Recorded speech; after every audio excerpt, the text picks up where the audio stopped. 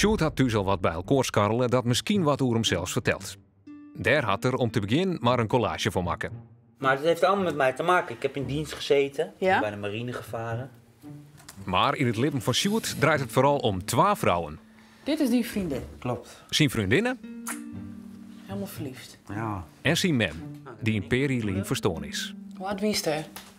Nou, dit was in 2005. Dat was de laatste vakantie met mijn moeder.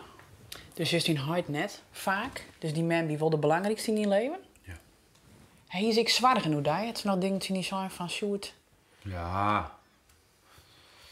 Ja, dat had ze wel. Genoeg zorgen. Ja, poeh.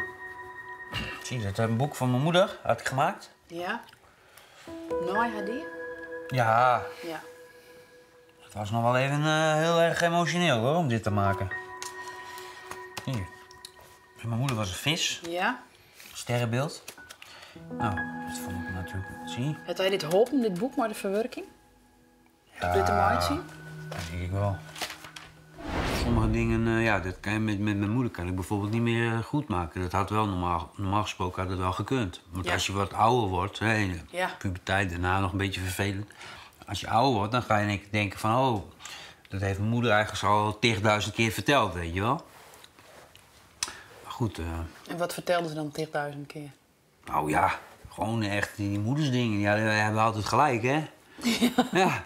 Maak je studie af, maak dit af, doe dit, doe dat. Denk na voordat je wat zegt. Ja. En hij vertelde dan ik nog hoe het gaan in het laatste stuk? Maar haar? Nou, jawel, maar ja... ja, we hebben wel heel veel dingen uit kunnen praten nog, maar... Ja, je wilt toch ook nog altijd wel dingen zeggen die... Ja, dat kan niet. Of dat is niet gebeurd gewoon. En, nou ja, op de allerlaatste is je moeder zo ziek dat ze kon niet eens meer huilen en zo, weet je wel. Zie je hoe mooi blauwe ogen mijn moeder had? Ja. Toen ze overleed, straalde hij helemaal op. Ja? Ja. Sportief, initiatiefrijk, eigenzinnig, tomeloze energie, actief. Dat was mijn moedertje. Dat bestow ik. Zie, ja, bedankt.